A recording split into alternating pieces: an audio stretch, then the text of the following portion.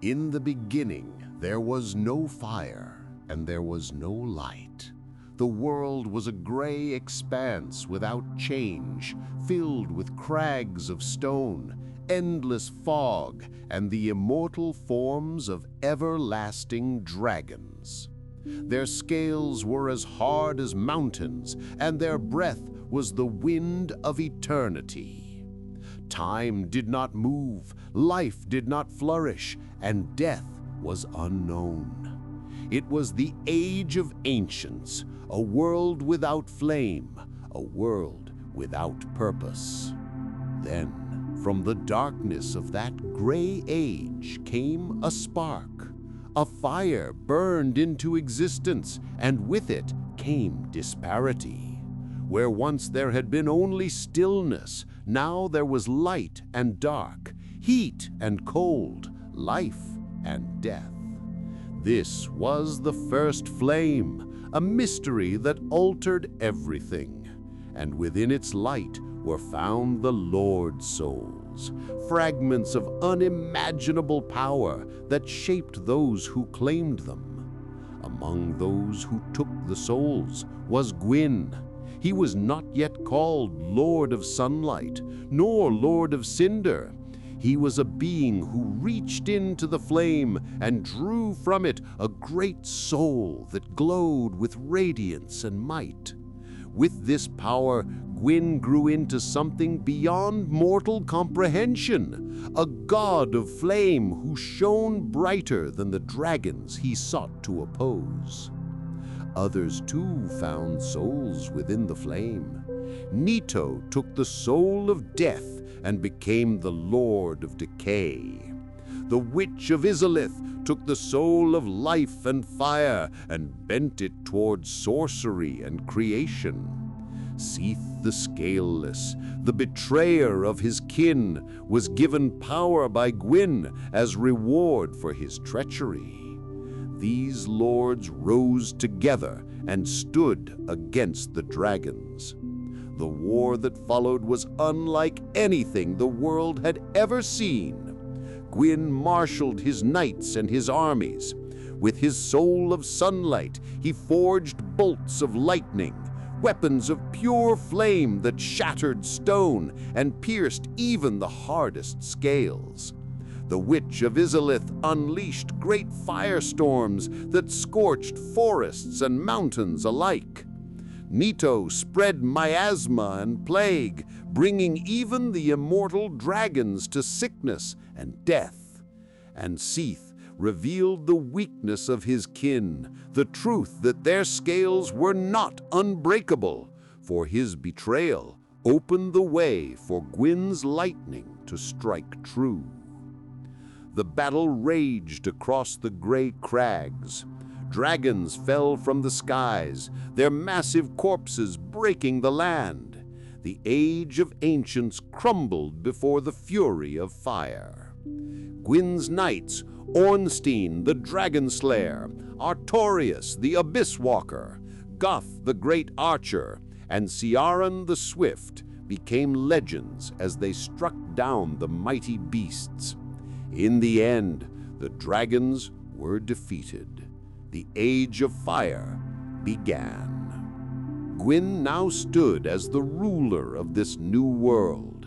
He was called Lord of Sunlight, for his soul shone with brilliance, and his power brought warmth and radiance to the land. He raised Anorlondo, a city of marble and gold, where the gods dwelled in splendor above the world of mortals. His children, Guinevere, the Princess of Sunlight, Gwyndolin, the last-born who was raised as a daughter beneath the moon, and the unnamed firstborn god of war who was later cast out, stood with him in glory. He was a father, a king, and a god of fire. But even in the light of his new age, shadows began to stir. The first flame, though brilliant, was not eternal. Its fire began to fade. What had once burned bright began to wane, and with its fading came the first whispers of fear. For the lords had created a world of disparity, but they did not know how to endure its changes. Light was giving way to dark.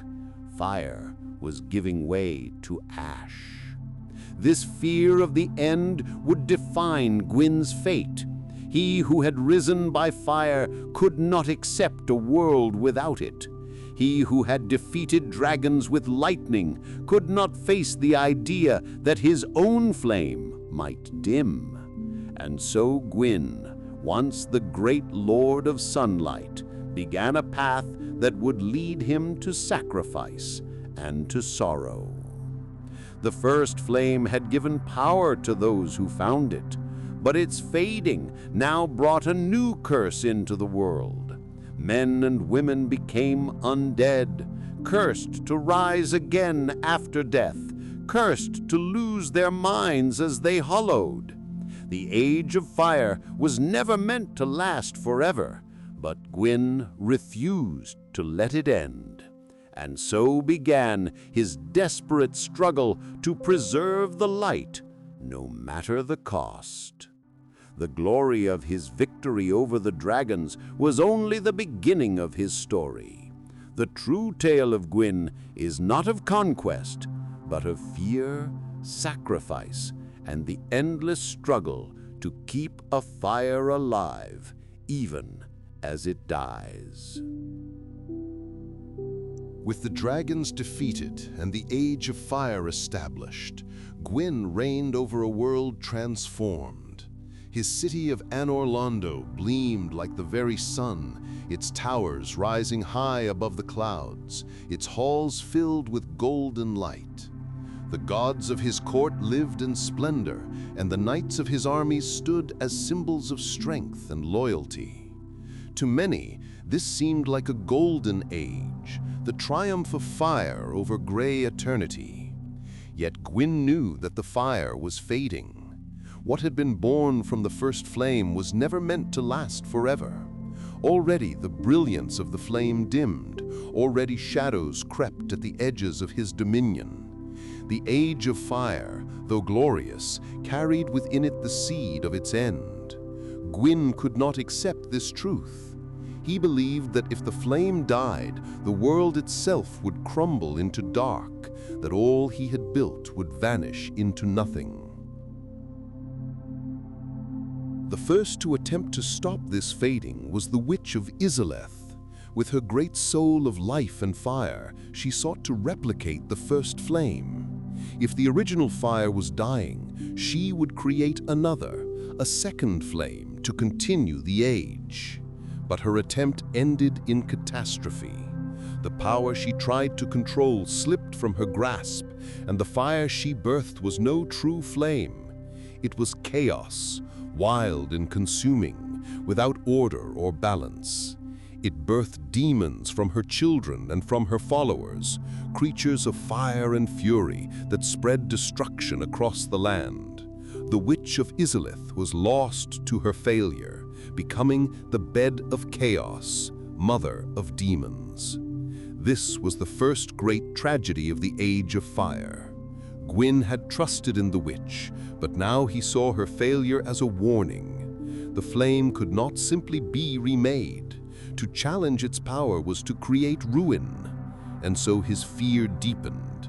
If the flame could not be rekindled by craft, then perhaps it could only be preserved by sacrifice. At the same time, a new curse began to spread among men, the curse of the undead. Those who bore the dark sign would rise again after death, unable to truly perish, but each death stole a piece of their memory, a piece of their humanity, until nothing was left but hollow shells driven only by instinct. This curse was not random. It was born from the fading of the flame itself. For as fire waned, the power of dark grew stronger.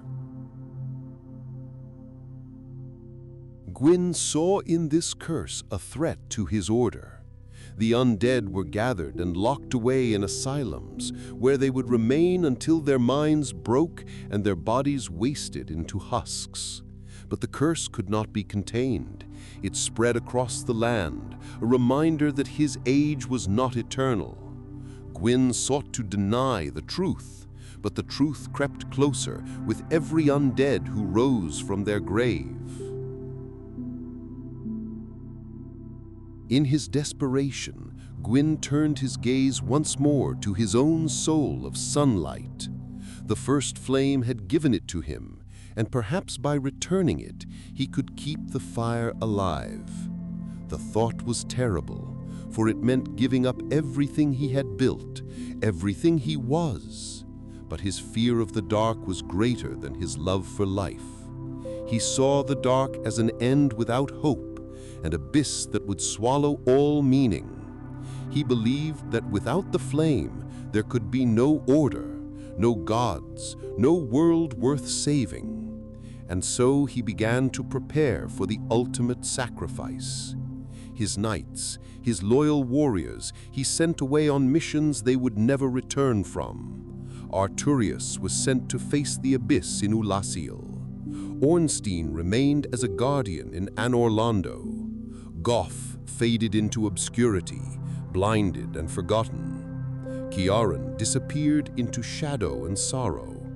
One by one, his companions were scattered, their fates as tragic as his own. Gwyn's children, too, were lost to him. His firstborn, the god of war, was stripped of his titles and erased from the history of Anorlando for his betrayal. His daughter Guinevere left the city, taking with her the warmth of sunlight.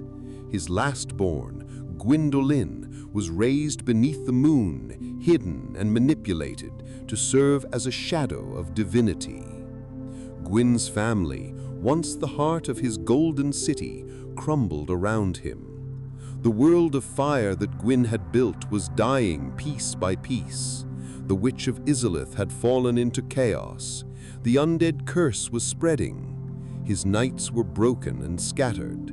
His family was gone. And still the flame continued to fade. The once brilliant fire now flickered low, its warmth dim, its strength fragile. Gwyn's heart was filled with dread.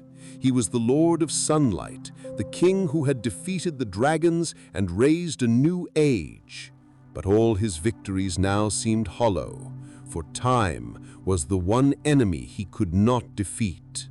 As the shadows lengthened and the fire dwindled, he prepared himself for a final act that would define not only his life, but the fate of the entire world. When the first flame grew weaker and the world trembled before the possibility of its end, Gwyn made his choice. He would not allow the age of fire to pass into memory. He would give his own life, his own soul to preserve the light.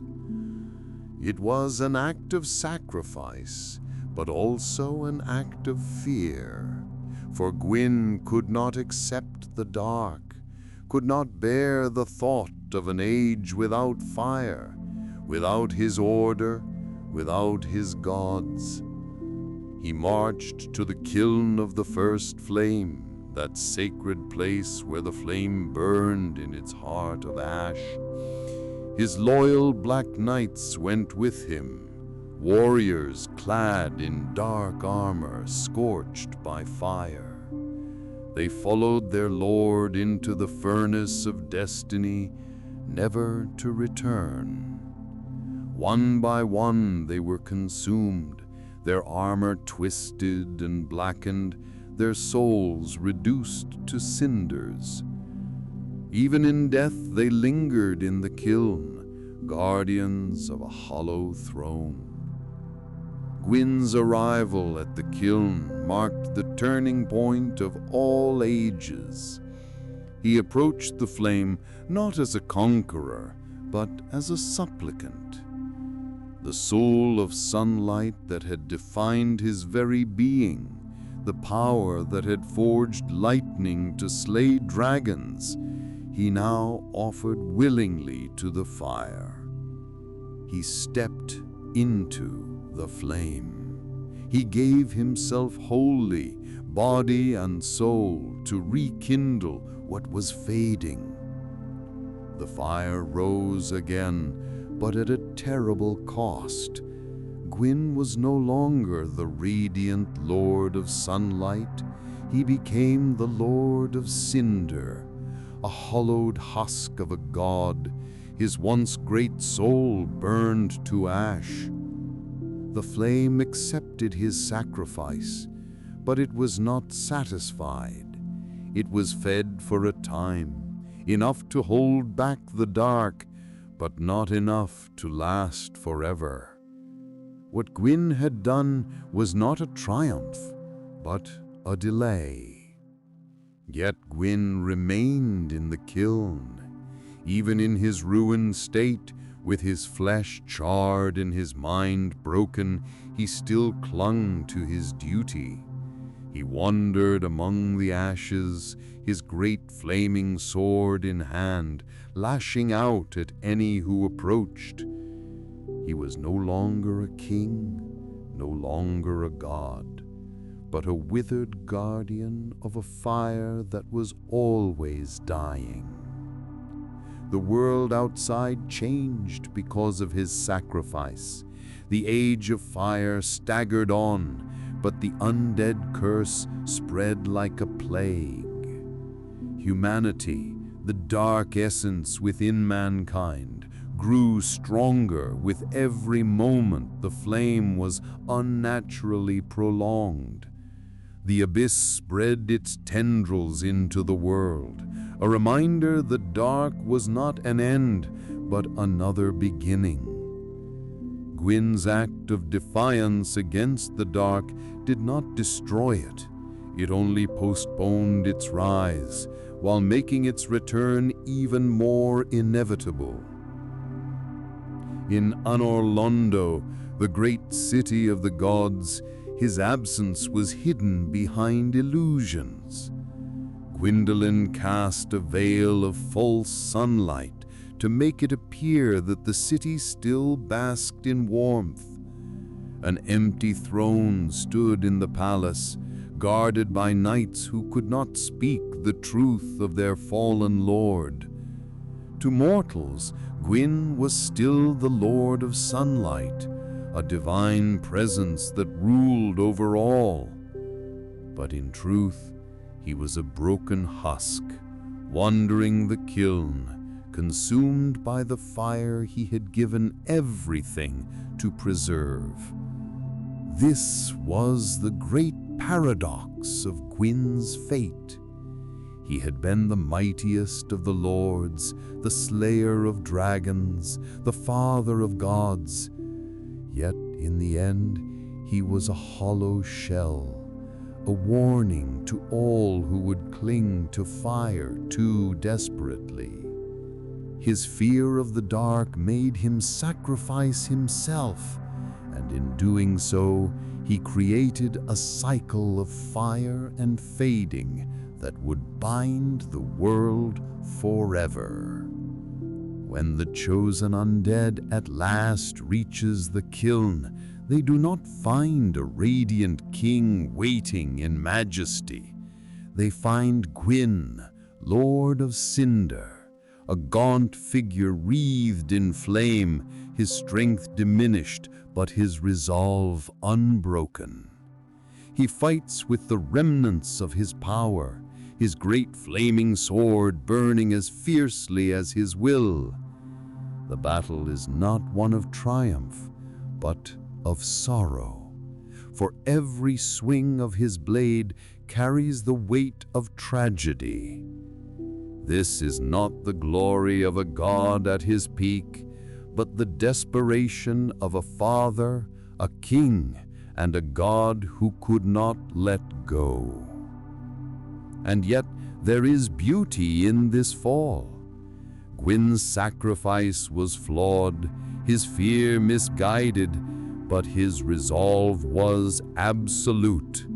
He gave everything for the world he believed in, even when the cost was his own divinity. In the kiln, surrounded by ash, Gwyn is both the end of an age and the beginning of a curse that will shape all who come after. The sacrifice of Gwyn did not end the story of fire. Instead, it began a cycle that would echo across ages. The first flame was kept alive for a time, but it continued to fade, as all things must. Again and again, new champions would rise, drawn by the curse of the undead and by the call of destiny. They would fight their way through Lordran, through Drangleic, through Lothric, always to stand before the fire, always to face the choice that Gwyn had made before them, to link the fire or to let it fade. This cycle was not a natural order, but a chain forged by Gwyn's fear. By sacrificing himself to the flame, he created the expectation that others must do the same. Heroes rose and fell, gods burned to ash, mortals gave their souls, all to keep alive a fire that was destined to die. The world was trapped in an endless struggle, clinging to light while dark waited patiently for its turn. To understand Gwyn is to see both sides of his nature. He was a hero, the god who rose against the dragons, the lord who built a kingdom of light and warmth. Without him, the Age of Fire would never have existed. But he was also a prisoner of his own fear, unable to accept the natural flow of time, unwilling to let dark bring about its own age. His sacrifice preserved light, but it condemned countless generations to the curse of undeath and to the cycle of fire and fading. His legacy lives on in many ways. The Black Knights who wander the ruins are remnants of his final march, their armor charred in the flame, their souls bound to eternal duty. His children bear scars of his choices, Guinevere gone, Gwyndolin hidden, the firstborn erased. His knights, once the pride of Anorlondo, were scattered and broken, each falling to their own fate. Even Seath, the Scaleless, his once trusted ally, fell into madness and betrayal. The golden court of Anorlondo became a hollow reflection of what it had once been. Curiosities surround Gwyn's motives and his soul. Some say that within his sacrifice there was not only fear, but love, that he gave himself because he could not abandon his people to the dark. Others believe he was a tyrant, that he sought to control the world by denying the natural rise of mankind and their dark souls. Perhaps he was both, a father and a tyrant, a savior and a jailer. There is a reason why the player's journey in Dark Souls ends with him. To face Gwyn is to face the truth of the world. The god who once shone brighter than all is reduced to ash and sorrow. His flame is not eternal, his glory not unending, and yet his resolve still burns. Even as a husk, he fights with all he has, unwilling to surrender. The tragedy of Gwyn is that his greatest strength was also his greatest weakness. His devotion to fire gave the world light, but it also chained it to suffering. His sacrifice was noble, but also misguided. He became the Lord of Cinder, not a radiant sun, but a fading ember. And in his fading, he ensured that others would one day follow, repeating his act again and again, prolonging the age at the cost of freedom. And so Gwyn stands as the most human of gods. He feared death. He feared the unknown. He loved his kingdom, his children, his people, and he could not let them go. His story is the story of light itself, brilliant, glorious, but never eternal.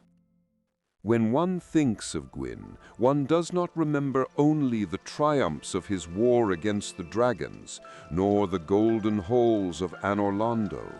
One remembers the kiln, the silence of ash, the lonely figure with a flaming sword who fights not for conquest, but for duty. His legacy is a cycle of sacrifice, a reminder that even gods cannot escape the flow of time. And yet, for all the sorrow of his tale, there is something epic in his final act. The fire still burns because of him. The world still clings to light because he gave himself to the flame. Though his sacrifice was imperfect, though it bound countless generations to endless struggle, it was also an act of defiance against the void.